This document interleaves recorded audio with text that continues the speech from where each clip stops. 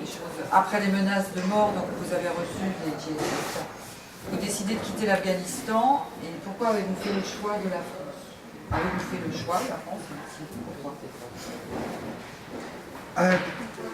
C'est pas la première fois que je réponds à cette question. Peut-être. Mais vous savez, chaque fois, il y a une réponse différente. Mais maintenant, je pense que c'était une sorte de nostalgie qui m'a traîné jusqu'ici. Traîné. Vous savez, bien sûr, que nostalgie, c'est nostosalgo, c'est une sorte de... Vous voulez retourner à votre passé, à une passé que vous avez déjà expérimenté. Moi, c'était la première fois que j'ai vu la France après mon départ d'Afghanistan, mais je ne sais pas, mais je pense que c'était une sorte de nostalgie. Nostalgie pourquoi? Nostalgie pour la France, ou notamment Paris, montré ou décrit dans les romans, dans la littérature, spécialement des années 20 et 30, oui. Et aussi dans les films, la nouvelle vague, c'était ma passion quand j'étais adolescent. Et donc cette image, c'était la force. Et il y a d'autres raisons. Aussi, j'avais quelques choix, la France, l'Allemagne, l'Angleterre. Mon épouse, elle est anglaise. Vous pouvez aller à l'Angleterre, mais je pensais que je dois rester à Paris. Et vous savez, même maintenant, je pense qu'il y a quelque chose dans cette ville, dans ce capitale qui me rend optimiste pour mon futur, pour mon avenir. Et pardon. Excusez-moi, les élections, je vous ai connu que ça dure. Oui, j'étais à Yvelines il y a 3 mois dans une soirée littéraire et quelqu'un m'a dit si j'étais optimiste. J'ai dit, écoutez, j'ai déjà visé le prix Goncourt. Ils ont rigolé, bien sûr.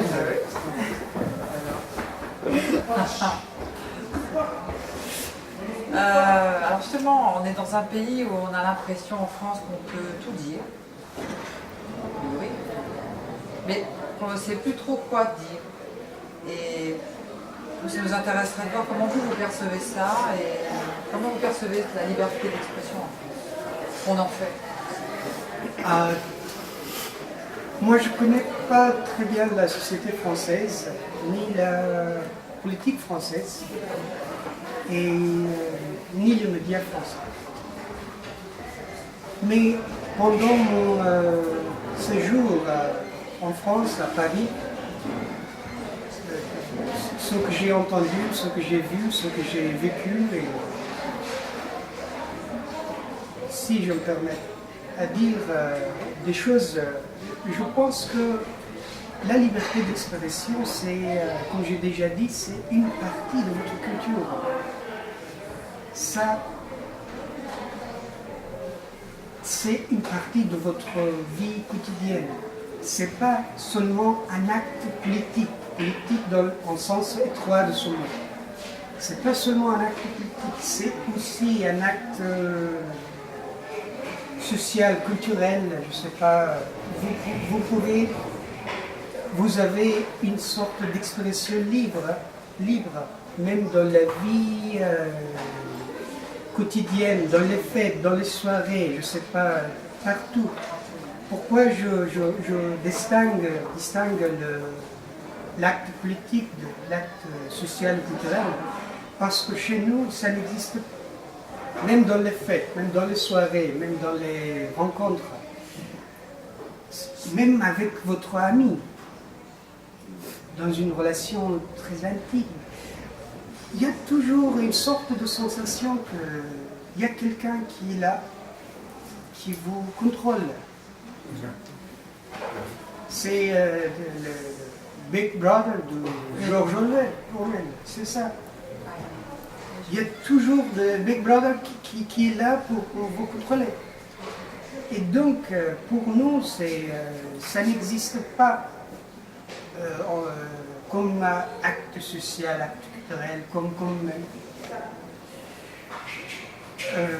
en France, moi, quand j'ai vu pour la première fois cette chose, c'était incroyable.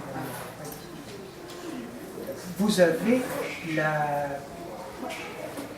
avez appris qu'il y a une possibilité qui s'appelle la possibilité de dire non. Pour nous, même pour moi, qui était toujours contre les traditions de ma société, dire non, c'est dur, c'est difficile. Moi, je ne peux pas dire non facilement. Même si je sais que je ne fais pas ça. Mais si quelqu'un me demande, je dis ok, comme ça, mais je peux pas dire non. Oui, ça vous touche complètement dans votre expression, dans votre réflexion. Et ça, pour moi, c'est l'expression libre. C'est pas toujours la politique ou... Non, tout à fait. Ça va se déchirer. Mais vous savez, c'est une partie de... J'ai répondu à une autre partie de... à la première partie de votre question. La deuxième partie, j'ai des choses à dire.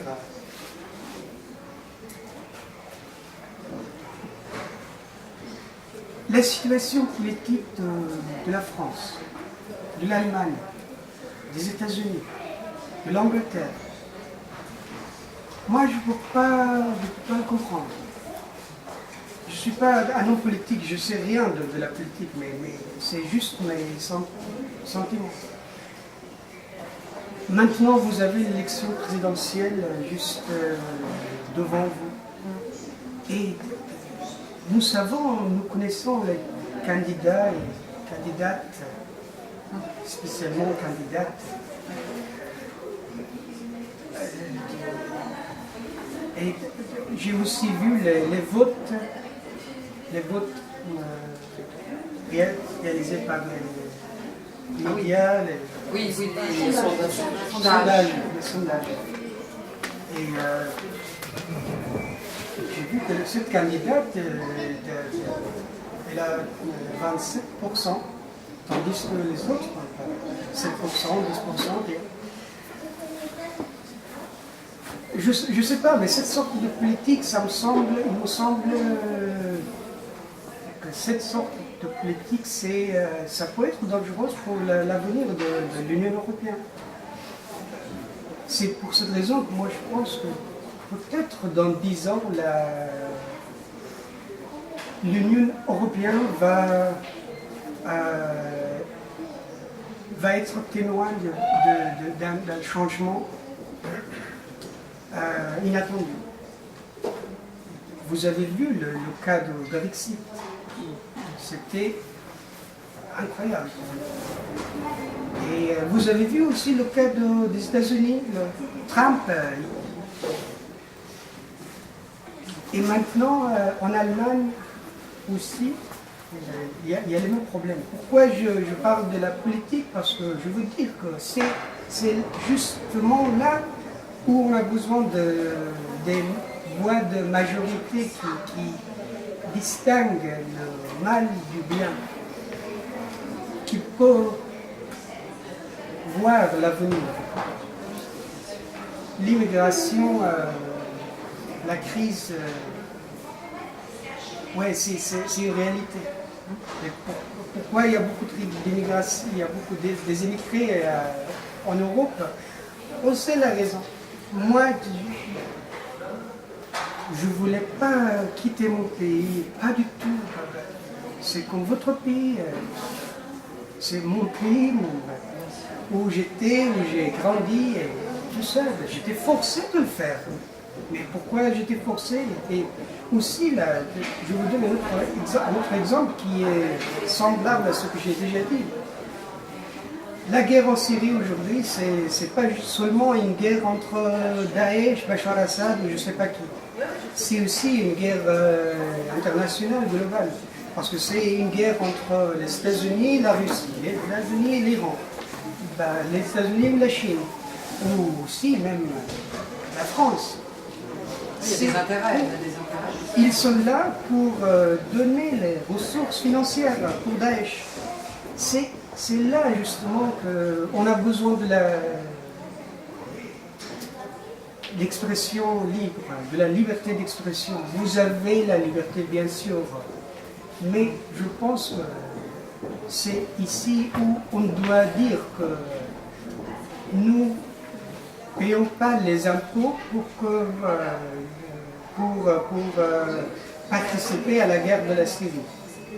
C'est vous qui payez les impôts et c'est le Daesh qui gagne votre impôt, bien sûr, d'un autre côté. Et c'est le cas de beaucoup de pays européens.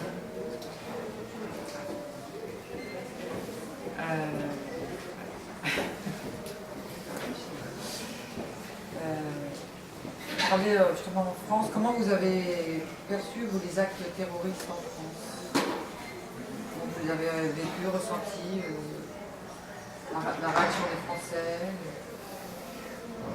Personnellement, j'ai gardé mon sang-froid parce que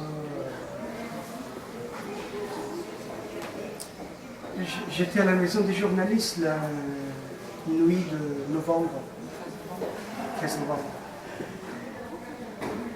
Ma soeur m'a appelé en disant qu'il y a des attentats suicides à Paris. J'ai gardé mon sang-froid parce que je viens de la guerre. Je suis né dans la guerre et j'ai grandi dans la guerre. Je sais que c'est un peu inimaginable une période comme celle de Taliban en Afghanistan. Et moi, j'étais un petit enfant à l'époque. 10 ans, 12 ans, comme ça. Donc, vous savez,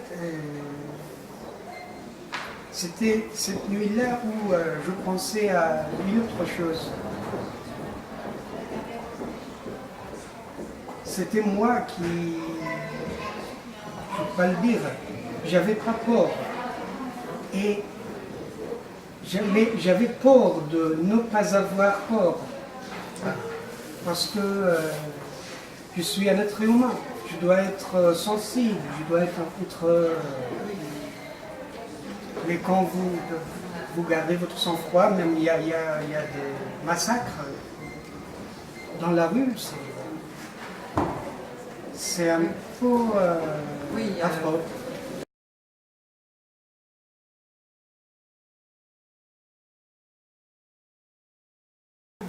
Vous savez, il y a beaucoup de films sur YouTube qui montrent la période de devenir formation pour les jeunes gens. Oui. En Afghanistan, au Pakistan, bien sûr, frontière, c'est où les écoles théologiques existent. Vous savez, c'est la force d'idéologie. L'endoctrinement. C'est ça. Moi, et vous avez déjà lu l'extrait de l'histoire de mon pays. Dans cet extrait, c'est marqué que l'Afghanistan a été envahi par l'Union soviétique. Pendant cette période, on a expérimenté la résurgence des communistes, comment dire, très fanatiques, très orthodoxes. Mes amis, qui sont vieux maintenant, mais qui sont mes amis. Un ami m'a dit que si le leader Leader, oui. de mon parti, du Parti communiste, s'il me disait que je dois commettre l'attentat suicide, je le faisais parce que c'était l'idéologie qui était tout pour moi. Et même pour cette personne qui font l'attentat suicide, c'est l'idéologie islamique. Oui, Mais aussi, il y a une autre chose qui est très importante. C'est pas seulement, ils ne pensent pas qu'ils vont mourir. ils vont au paradis, ça paraît. Oui, oui. Ils vont se débarrasser de cette terre qui est rien, qui est mortelle, qui est je ne sais pas quoi. Et ils vont trouver la réelle vie, paradis. C'est vrai.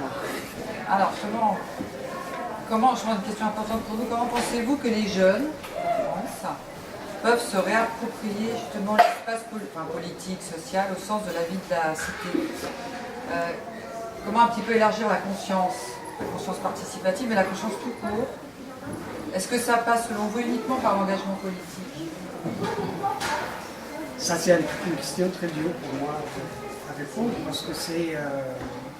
Je ne suis pas un spécialiste de cette sorte de questions, mais j'essaie de dire mes pensées. Qu'est-ce que vous auriez à leur dire? Oui,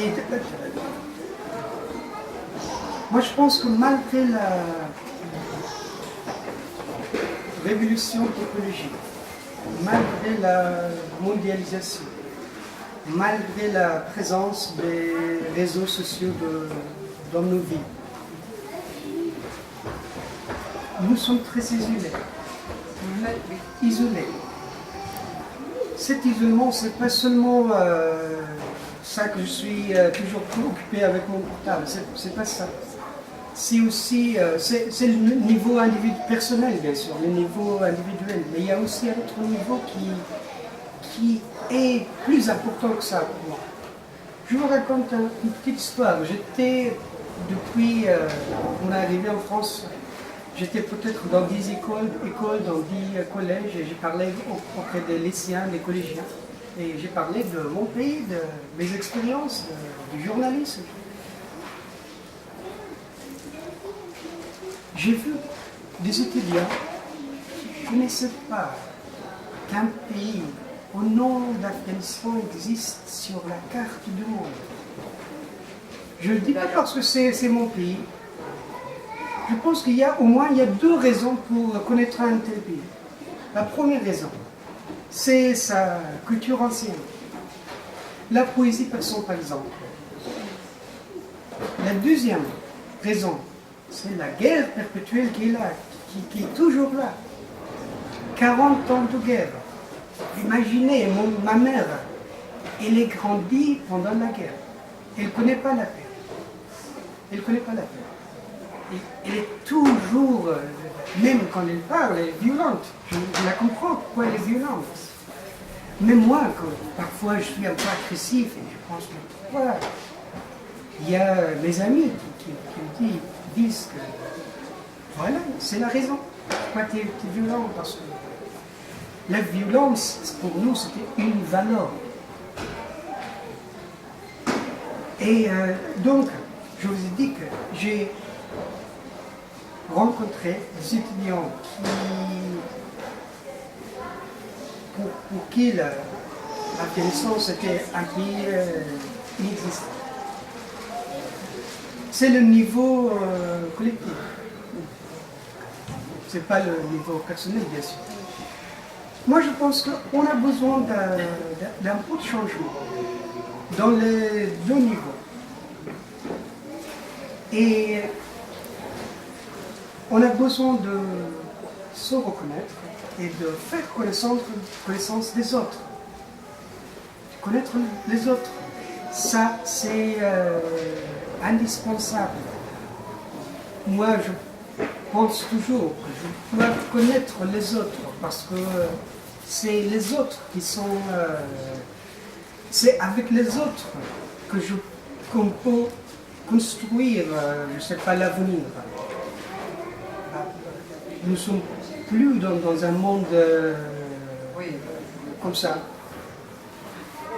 Et donc, je pense que c'est pas forcément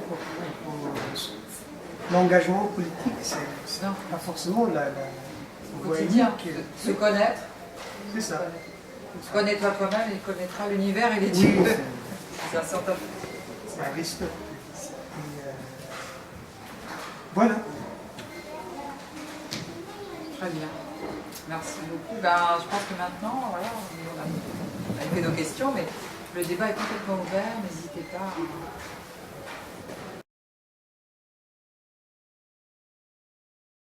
Je ne suis pas très optimiste. Je pense que mon pays va tomber dans une autre sorte de guerre. Les talibans, ils sont déjà là. Ils sont venus après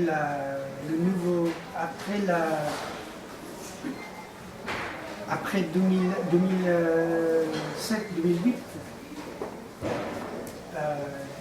Ils sont présents toujours, même dans le gouvernement. Il y a une autre partie des talibans qui lutte contre le gouvernement. Mais maintenant, ce n'est pas seulement la question des talibans, il y a des autres sortes des extrémistes. Il y a Daesh qui est là. Il y a aussi la nouvelle génération qui est fondamentaliste. La nouvelle génération, les jeunes, quand ils parlent, moi j'ai dit dans la soirée de Yvelines, en Afghanistan, si vous rencontrez quelqu'un, la première question, c'est pas quel est votre nom, c'est pas ça. La première question, c'est quelle est votre religion. Religion en sens quand je dis religion, c'est pas islam, c'est les chiites, les sunnites. La première question, quelle est votre religion? Et la première réponse, c'est moi je suis, premièrement, je suis sunnite. Deuxièmement, je suis musulman. Vous savez, c'est l'identité de cette génération. Et moi j'ai peur de ça, parce que je pense que cette génération, le pays va être détruit avec cette génération, cette sorte de génération.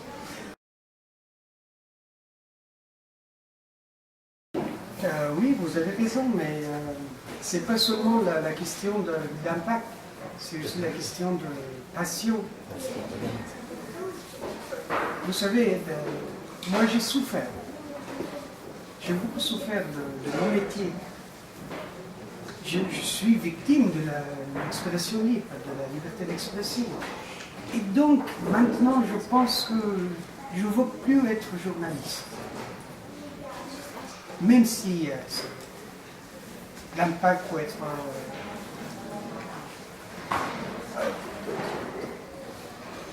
Maintenant, je pense que c'est le temps de réfléchir profondément, de créer des choses, des livres qui me satisfont. C'est ça. Vous avez été bridé sur vos rêves, sur votre créativité. C'est tout à fait naturel. Justement, ce que j'écris, moi j'ai pas l'habitude de raconter l'histoire de mes livres parce que je ne peux pas le faire. Mais justement, ce livre, c'est un livre sur le nouveau roman que j'écris, c'est un livre sur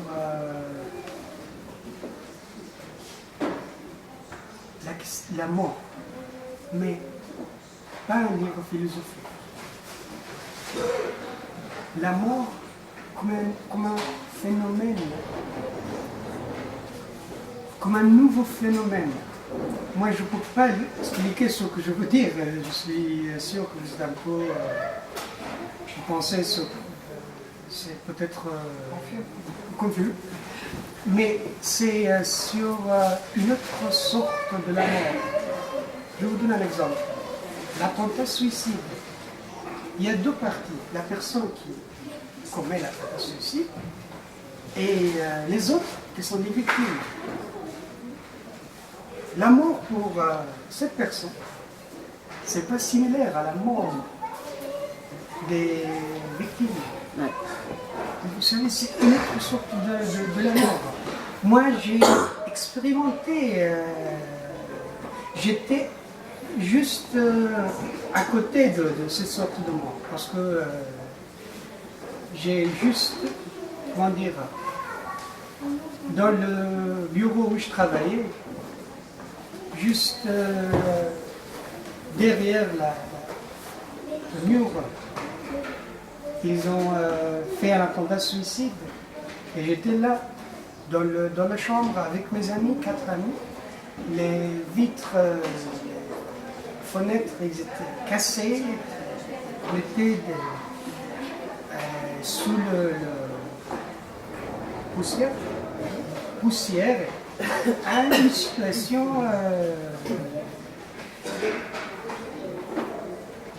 je n'ai pas l'adjectif pour cette sorte de situation.